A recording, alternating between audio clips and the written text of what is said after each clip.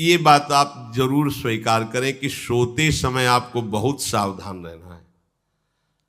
और प्रायः गलती सोते समय करते हैं उपासक की, कोई प्रपंच की बात याद करते हुए या मोबाइल देखते हुए या कोई गंदी चेष्टाओं का आपकी रात बेकार चली जाएगी। अगर गंदी चेष्टा हो गई तो सुबह भी बेकार हो जाएगी, दिन भी बेकार हो जाएगा, निरुत्साहित हो जाओगे। सोते समय आपको समय नहीं देना व्यर्थ चिंतन का। उसी समय विषय चिंतन होता है, उसी समय विषय भोग की आकांक्षा जागृत होती, उसी समय विषय देखने की इच्छा होती। मोबाइल है तो जिस समय आप अपनी शैया पर जाएं स्विच ऑफ कर दें। उसमें मैसेज घंटी आने का कोई भी रास्ता मत रखें। मान लीजिए आप उपासक हैं भगवत प्राप्ति के, 30-35 वर्ष ये नहीं था तो सब मर नहीं गए थे। और बोले इमरजेंसी, जब इसकी 30-35 वर्ष से पहले इसकी कोई रचना नहीं थी, मुझे लगता है, क्योंकि 30-35 वर्ष में ही इसका विस्तार देखा है। नहीं तो कभी किसी के पास मोबाइल नहीं। कोई बड़े अधिकारी तो इतना बड़ा वो, इतना बड़ा वाला वो ऐसे रखते थे। नहीं तो मोबाइल तो हमें लगता है 30-35 वर्ष। तो फिर इमरजेंसी कैसे चलती थी? कैसे चलती थी इमरजेंसी? और आप ब्रह्मा हो क्या कि इमरजेंसी संभाल लोगे? स्विच ऑफ करो। जो सब इमरजेंसी संभालने के लिए तैयार, रात दिन न सोता है, वो हर समय जागृत रहता है, वो हमारा आराध्य देव है। स्विच ऑफ करो, चिंतन लगाओ श्री जी का। ये जो रात्रि के शयन के समय मोबाइल में इधर उधर दृश्य देखने हैं, अपने सर्वनाश का बीज बोना है। मान लो, हमारी प्रार्थना मान लो, ये उस समय मन आपको परेशान करेगा जब कमरे की सिटकिनी अंदर से बंद होगी। सबसे प्रार्थना है रात्रि के शयन के समय। तो बोले फिर ठीक है 10 बजे तक देख लेंगे मोबाइल, इसके बाद शयन के समय भजन कर लेंगे। होगा ही नहीं। क्या तुम देखना चाहते हो? प्रिया प्रीतम के सिवा और कुछ क्या देखना चाहते हो? वो तो सुभग सुंदरी सहज सिंगार, सहज शोभा सर्वांग प्रति सहज रूप वृषभानुनंदिनी। हमारी स्वामिनी जी की सुंदरता छुपाने के लिए आभूषण पहनाए जाते हैं, औरों को तो आभूषण सुंदरता बढ़ाने के लिए। यहां छवि के छिपाए बे को ऐसे के दास होके क्या देखोगे मोबाइल में? क्या देखना चाहते हो? वासना की क्रीड़ा, और तुम उस क्रीड़ा को देखना चाहते हो। परमार्थ के पथिक हो। देखना है तो प्रभु को देखने की वृत्ति रखो, अन्यथा मूंद लो आंखें। प्यारे, महान फल प्राप्त करोगे। सबसे प्रार्थना है एकांत में मोबाइल रूपी दुश्मन से बचो। क्योंकि जब आप गंदी बात कहीं देखोगे तो आपके अंदर वैसे ही चिंतन बनेगा, वो ऐसे ही लगेगा मैं भी ऐसा करूं, मैं भी ऐसा भोगूं, मैं भी ऐसा देखूं। मान लीजिए आप, जब हमारे शास्त्र कहते हैं कि पशु पक्षियों के मैथुन को भी नहीं देखना है, अगर ऐसा एक बार दृष्टि पड़े तो मानसिक प्रणाम करके दोबारा दृष्टि ना देना। और आप मोबाइल में ऐसी चेष्टाएं देखोगे, कैसे आप भगवत भजन करोगे? कैसे भगवत प्राप्ति का उद्देश्य रख पाओगे? ये कलयुग की बहुत महीन चाल है कि उसके बिना काम नहीं चलेगा और हम तुम्हें काम से युक्त कर देंगे। इसके बिना काम चलेगा नहीं, तुमको रखना पड़ेगा। और जब तुम इसे रखोगे तो हम काम अपना कर लेंगे। कलयुग ने कहा हम अपनी व्यवस्था बना लेंगे। यहां कह रहे जब आप नींद में जा रहे हैं तो बिल्कुल मानो मृत्यु शैया पे जा रहे हैं। आपको उस समय नाम जप में बहुत ध्यान देना है, कहीं मन बहक ना जाए। तो क्या होगा, 5-6 घंटे जो आप लेटोगे ना, वो भी भजन हो जाएगा। हमारा जो सततम योमाम स्मरति नित्यशा है ना, ये पूरा हो जाएगा। नहीं, उस समय हम सो जाएंगे तो हमारा 6 घंटे का वियोग हो गया, 6 घंटे भजन रुक जाएगा। और ये 100% पक्की बात अनुभव की कहते हैं। यदि सोते हुए भजन करोगे तो जगते, कई बार तो पकड़ा है कि अगर आधे पद में बेशुद्ध हो गए तो वो पद पूरा जगते ही शुरू हो गया है। मतलब बीच में स्थिति भागवती की रही। जैसे बेहोश करते समय हमने कहा था जब ऑपरेशन के हमें बता देना, तो उनका बाबा अब इंजेक्शन लगाने वाले हैं तो वो 1 मिनट हमें केवल दीजिए, अपनी चित्तवृत्ति। तो जब होश आया तो वही पहले चिंतन चल रहा था, वही चिंतन।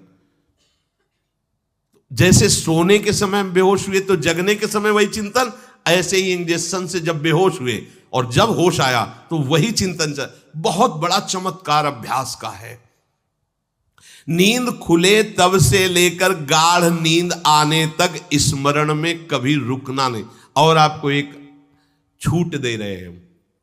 कभी कभी क्या होता है कि एक मंत्र में, एक नाम में जैसे बहुत देर अभ्यास करते तो मन उबने लगता है। इसका स्वभाव है, ये अनुभव की बातें कहते हैं। इसका स्वभाव है नवम नवम, नहीं तो ये मतलब, तो इसको हम लोगों ने कैसे फंसाया है।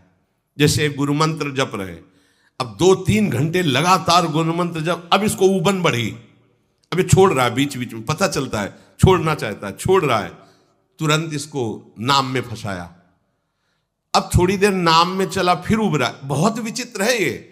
अब उसको फंसा दिया। उस पीछे की बात अभ्यास के समय, नमामि शमीशान निर्वाण रूपम विभुम व्यापकम ब्रह्मवेद स्वरूपम। चिंतन, पदगान करे, ये भगवान शिव पदगान कर रहे हैं और उसका चिंतन, निर्वाण रूपम विभुम व्यापकम ब्रह्मवेद स्वरूपम। अब अपने यहां अवसर है, सुंदर सुंदर कोई पद गुरुमंत्र जब करते हुए मन जब उबने लगे, राधा वल्लभ श्री हरिवंश, राधा वल्लभ श्री हरिवंश, राधा वल्लभ श्री हरिवंश, इसमें भी उबने लगे, शुरू कर, जोई जोई प्यारो करे सोई मोही भावे, भावे मोही जोई, इसमें भी उबने लगे। सुधा निधि का कोई एक लाइन ले लो, ब्रह्मेश्वरादि सुदुरूह पदारविंद श्रीमत् पराग परमाद्भुत वैभव, ब्रह्मेश्वरादि सुदुरूह छोड़ना नहीं है, तू भाग में नवम नवम दे रहा हूं, नवम नवम। इसको फंसाने के लिए आपके पास अस्त्र हो, जैसे यहां चाकू, यहां पिस्तौल, तलवार, ये वो सब बिल्कुल वीर सजा रहता है, ऐसे ही अपने लोग सजे रहते। छोटा राधा, अब एकदम चिपक गया है आके, तो कैसे मारे, तो छोटी चाकू है ना वैसे, राधा राधा राधा, थोड़ा दूरी राधा वल्लभ श्री हरिवंश, थोड़ा और दूरी गुरु मंत्र, बड़े बड़े अस्त्र अपने पास रख ले। बहुत भाग रहा है तो फंसा दिया। प्रथम यथावति प्रणव श्री, अब लग पूरा पदगा, पूरा पदगा उसमें लग, प्रथम यथामति प्रणव। भोजन पाते समय ऐसा अभ्यास किया है, 1 घंटा के पहले भोजन नहीं होता, चाहे 2 रोटी पाना हो, समय लगता है भोजन, आराम, एक एक नाम, एक एक, कुछ भी हल्ला मचाओ, कोई फर्क नहीं पड़ेगा, अपना चलेगा। अभ्यास स्नान के समय, भोजन के समय, किसी क्रिया के करते समय, किसी से बात करते समय, सोते समय, ये विशेष स्थान जहां में सावधान रहना है। यहां भजन छूटता है, ध्यान देना, यही भजन छूटता है। चलते समय, क्रियावान होते समय, प्रसाद पाते समय या किसी से बतराते समय, ये सब भजन के छूटने के स्थान है और यही पकड़ना है भजन को। जब आपको बिल्कुल न लगे तो मानसिक सब बंद कर दो और गुनगुनाने लगो। जो धुनी आपको अच्छी लगे उसी में नाम, कोई नाम लेके, संसार का चिंतन न होने पावे, चाहे जो कुछ तुम जहां तुम्हारा मन आवे, गंगावरी गोदावरी, कुछ भी भागवतिक चिंतन के सिवा संसार के चिंतन न होने पाए। पहले ऐसे अनन्य बनो, फिर बाद में अनन्यता आती, रसना कटो जो अनरट। हाँ भी विषय चिंतन कर रहे हैं, प्रपंच कर रहे हैं, बोले रसना कटो जो अनरटो। और नहीं बोल सकते, प्रपंच बोलेंगे बस, रसना कटो, ये शब्द वहां नहीं आते। पहले हम आपको छूट देते, भक्त चरित्र, भगवान की चरित्र, नाम, कीर्तन, मंत्र, जो भी चाहो, संसार का चिंतन मत होने देना, पहले ये पकड़ो। फिर आगे चल करके जब पवित्र हृदय होगा तब ये निष्ठा आती, रसना कटो जो अन रटो, निरखियन फुटो नयन। मान लो संसार का चिंतन नहीं करने देना है इसको, आप जैसे बने वैसे करो भागवतिक चिंतन। कोई नाम ले लो, कोई मंत्र ले लो, तुम्हें जो प्रिय लगे, हम छूट देते हैं। ये हम नहीं करें कि रसना कटो जो अन रटो, ये बाद की बात है। हमें पहले इसका संसार चिंतन रोकना है। कैसे छूटेगा, कैसे छूटेगा, हमें यह पकड़ना है।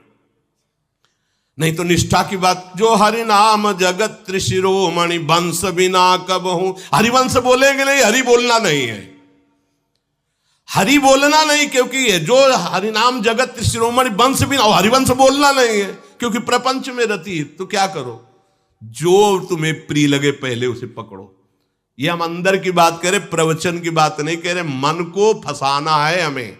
राम कृष्ण हरि जहां लगे इसको लगा, पहले इसको फंसाओ, संसार का चिंतन न होने दे।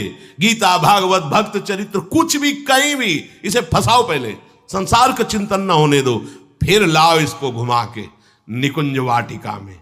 फिर तो भागेगा ही नहीं, फिर नहीं भागेगा। अब सीधे निकुंज वाटिका में किसी महाभाग्यशाली गुरु आश्रित का लगेगा, अन्यथा बहुत प्रपंची मन है। आप आश्रय इधर का लोगे, प्रपंच का चिंतन करोगे, बात बनेगी नहीं। चिंतन छोड़ना है हमें, जैसे बने तैसे संसार का चिंतन छूट जाए तो हम विजय को प्राप्त होंगे। ध्यान दीजिए, इस परमात्म तत्व को वही प्राप्त कर पाता है जिसका राग बीत गया है, खत्म हो गया है, वैराग्यवान। ज्यादा परिश्रम नहीं है वैराग्य में, विवेक नहीं होने के कारण हम वैराग्य नहीं धारण कर पाते।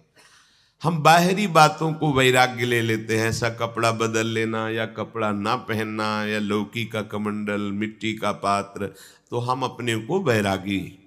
बात यहां नहीं रुकेगी। वैराग्य का इतना ही मतलब नहीं, ये भी एक बाह्य अंग है वैराग्य का, पर वैराग्य का सच्चा स्वरूप है वीतरागा। कहीं कुछ भी अच्छा नहीं लग रहा, कोई भी सुख आकर्षित नहीं कर रहा, लोक लोकांतर की प्रतिष्ठा, मान, सुख, ऐश्वर्य, व्यक्ति, कुछ अच्छा नहीं। राग खत्म हो गया। ऐसा उस अक्षर ब्रह्म को, अविनाशी तत्व को जान पाता है। जगते भयो फिरे बैरागी। जैसी हरिवंश प्रपंच बंच सब ये काल ब्याल को खायो। हालत यह है कि जैसे सांप ने मेढक को पकड़ रखा और मेढक सामने पतिंगा को, कीड़े को पकड़ना चाहता है। उसे यह पता नहीं कि मैं खुद किसी का कवल बन चुका हूं, वो एक झटके में मुझे अपने पेट में ले जाएगा। ऐसे ही हम सब हैं, काल के द्वारा ग्रसित है। काल ने हमें पकड़ रखा है, पर हम भोग भोगना चाहते हैं। हम नाना प्रकार की मान प्रतिष्ठा पाना चाहिए, ये पता नहीं एक झटके में हमारा अस्तित्व ही खत्म हो जाएगा। जिनके अंतःकरण में किसी भी व्यक्ति, वस्तु, स्थान, पद, प्रतिष्ठा का राग ही नहीं रह गया है, उसे कहते हैं वैराग्यवान। वीतरागाः, राग ही नहीं है। जिनका अंतःकरण निष्पाप निर्मल हो चुका है, जिनके हृदय में केवल भगवत प्राप्ति की उत्कट लालसा जागृत हो गई है, ऐसा साधन संपन्न उपासक परमात्म तत्व में प्रवेश पाता है। अध्यात्म मार्ग की ऊंचाई पर वो स्थित हो जाता है। यदि छंतु ब्रह्मचर्यम चरंती, जिनकी इच्छा एकमात्र भगवत प्राप्ति की है, यदि छंतो, तो उनको क्या करना होगा? ब्रह्मचर्यम चरंती, ब्रह्मचर्य का पालन करना होगा। प्रत्येक इंद्रियों का निर्विषय हो जाना वास्तविक ब्रह्मचर्य है। केवल जनेंद्रिय से ही ब्रह्मचर्य को नहीं लेते। हमारी प्रत्येक इंद्री भोगों से रहित होकर भगवत अनुराग में, नेत्र प्रभु को देखना चाहते हैं, त्वगेंद्री प्रभु को स्पर्श करना चाहती है, घ्राणेंद्री प्रभु के श्री अंग की गंध पाना चाहती है, श्रवणेंद्री प्रभु के वचन सुनना चाहती है। एक एक इंद्री अपने प्रभु में लग गई, अंतर्मुख हो गई, बाहर विषयों का त्याग हो गया। इसे ब्रह्मचर्य कहते हैं। पर प्रारंभिक ब्रह्मचर्य में जनेंद्री का ब्रह्मचर्य अत्यंत आवश्यक है। यदि जनेंद्री जन्य व्यभिचार दोष से युक्त है तो कदापि उसे भगवत प्राप्ति नहीं हो सकती।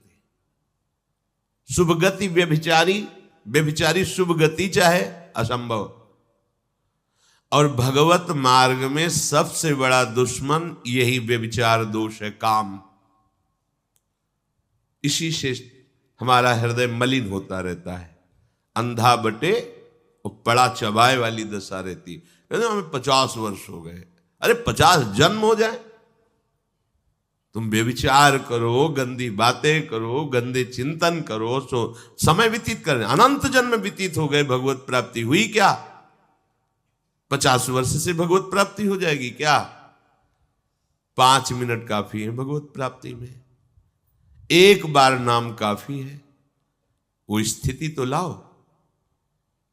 बार बार बहिर्मुख वृत्तियों के द्वारा विषयों में सुख बुद्धि कर लेने से हमारा सारा का सारा अध्यात्म चिंतन बदलता रहता है, इसलिए लाभ नहीं मिल पाता, एक रस चिंतन नहीं रह पाता।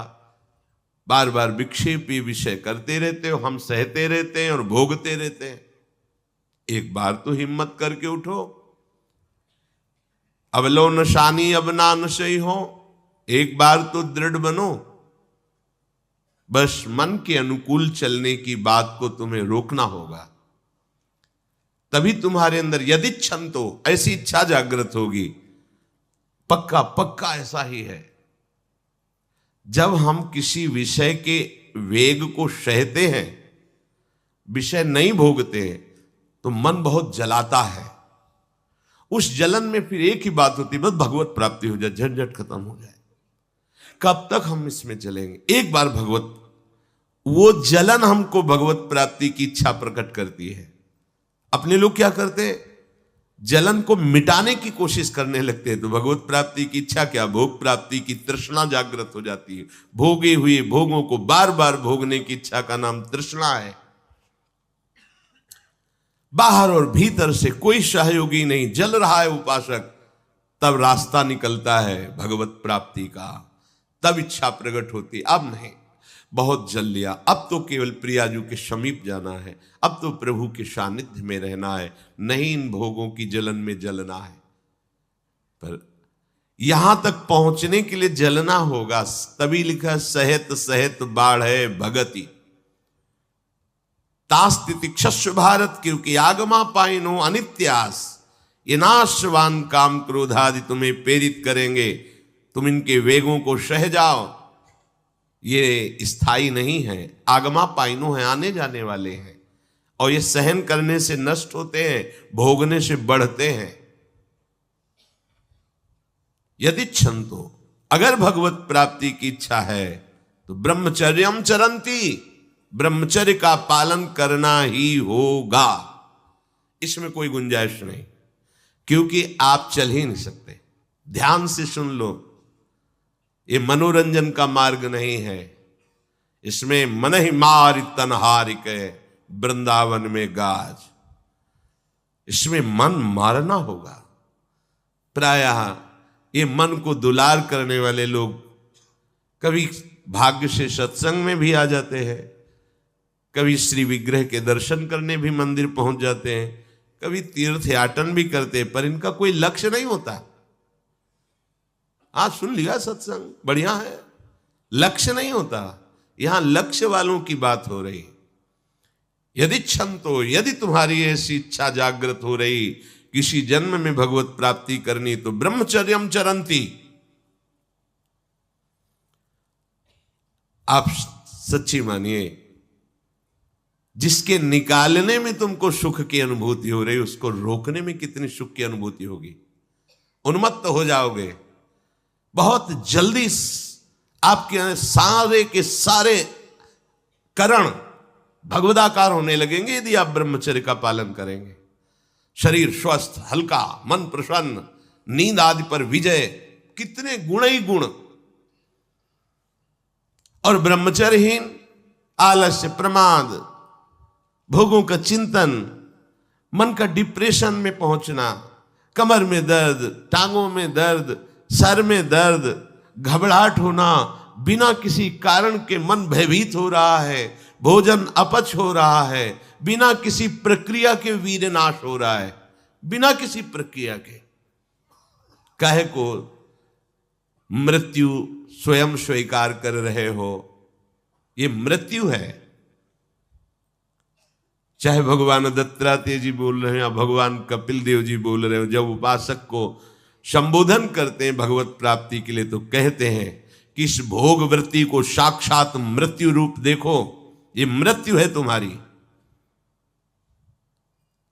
जब शरीर राग त्यागना है तो तुम शरीर से भोग भोगोगे तो आसक्ति शरीर की पुष्ट होगी, आसक्ति भोग सुख की पुष्ट होगी, है नहीं। कितने दिन शरीर रहेगा, कितने दिन भोग रहेंगे। विचारवान बनो, ब्रह्मचर्यम चरंती, ब्रह्मचर्य का पालन करो। उपासक जो ब्रह्मचारी होता है उसका खिला हुआ चेहरा रहता है, जैसे कमल खिला हुआ, बिना किसी कारण के उसकी मुख मुद्रा में प्रसन्नता होती है। जो ब्रह्मचर्यहीन होता है बुझा हुआ चेहरा होता है, तेजहीन, बिना किसी कारण के वो शोकग्रस्त लगता है।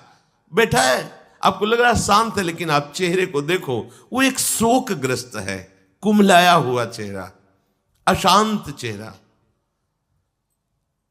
मुख प्रसन्न, तन तेज विराजा, यह है ब्रह्मचर्यम चरंती, भगवत आराधन संपन्न उपासक का। जैसे आग में पैर रखते हुए कोई चले तो कैसे चलेगा, ऐसे ही ब्रह्मचारी की पहचान है। इतनी स्फूर्ति उसके अंदर होती, जैसे आग में चलने वाला पूरा पैर नहीं रख पाएगा, अगला कदम रख देगा क्योंकि ताप लग रहा है, ऐसे उसकी स्फूर्ति होती पैरों में। उसकी आंखें एकाग्र रहती है, चंचलता इधर उधर या बार बार